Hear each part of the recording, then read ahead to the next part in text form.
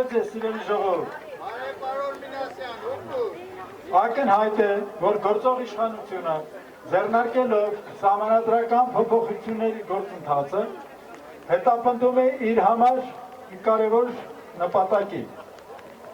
հաստատել քաղաքական մենաշնորհ եւ դրանովից հավերժացնել իր իշխանությունը։ Սակայն այդ գլխավոր նպատակը քողարկվում է տարատեսակ անհիմն մեկնաբանություններով, որոնցից ամենացցունը, այսպես ասած, նա է, որ իբր այս սահմանադրական փոփոխություններով վերացվում է նախագահական ընտրությունը, որը ժողովրդին չգիտես ինչու տանում է ցնցումների, տանում առճակատման։ Մի հարցնող լինի, թե ժողովուրդը ընտրությունների պատճառով ինչի է ցնցումների մեջ են գնում։ Չեն ասում, որ այդ ընտրությունների արդյունքները կեղծելու հետևանքով է այդ առճակատումը առաջանում։ Եվ զավեշտը հասնում է այնտեղ, որ իշխանությունները այս սահմանադրական փոփոխությունները բացատրելու համար հայեցակարգ են մշակել։ Եվ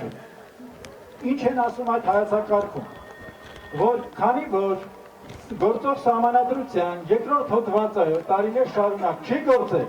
նաև դա է պատճառը, որ ցանկանում են փոփոխել։ Իսկ երկրորդ հոդվածը ինչ է ասում, որ ժողովուրդը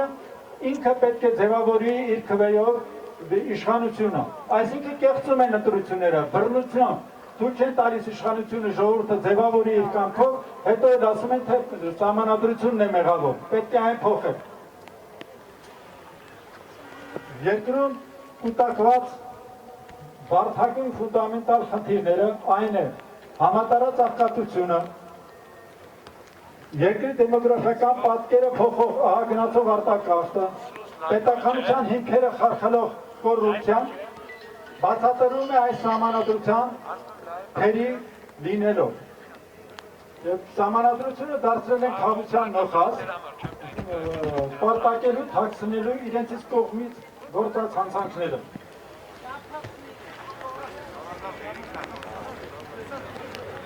Այս տապողականությունը, որով իրականացվում է սահմանադրական փոփոխությունների գործընթացը,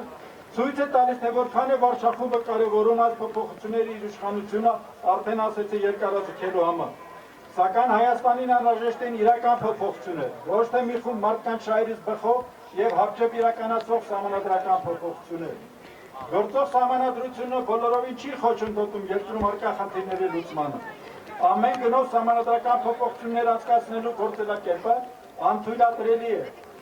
10 տարի առաջ նույն ձևակերպումներով մեզ բացատրում էին, որ սահմանադրական փոփոխություններ անցկացնելով երկիրը կգնա բարգավաճման եւ կդառնա ժողովրդավարական երկիր։ Բոլորս գիտենք, որ դա բոլորը սին խոստումներ էին։ Որևէ առաջընթաց չեն կարող արձանագրել։ Ժամանակն է հասկանալ, որ ընտրություններ, հանրաքվեներ կեղծելով եւ անվերջ սահմանադրություն փոխելով երկիր չես կայացնի։ Նախ եւ առաջ պետք է կատարել սահմանադրության պահանջները, ձևավորել սահմանադրությունը հարգելու ավանդույթ։ Սահմանադրական նորմերը չպետք է մնան թղթի վրա։ Սահմանադրություն խախտող իշխանությունը պետք է հեռացվի, ոչ թե սահմանադրություն փոխի։ Այսօր երբ Հայաստանը կանգնած է լուրջ մարտահրավերների առջև, առաջնահերթ խնդիր է հասարակության համախմբումը։ Դրան կարելի հասնել միայն երկրում ժողովրդավարական ընտրություններ անցկացնելով, օրինական իշխանություն ձևավորելով։ Սա է օրվա հրամայականը, եւ դրա համար քաղաքական ուժերը եւ քաղաքացիական հասարակությունը պետք է համատեղեն իրենց ջանքերը։ Այս է մեր նպատակը եւ սա է պատճառը, որ մենք այսօր հավաքվել եւ ժողովրդին ասում ենք ոչ այս սահմանադրական փոփոխությունների գործընթացին։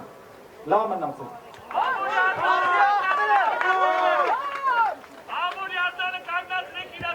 Չենք անցկացնի նախաձեռնության անդամ Դավիթ Հովհաննիսյան։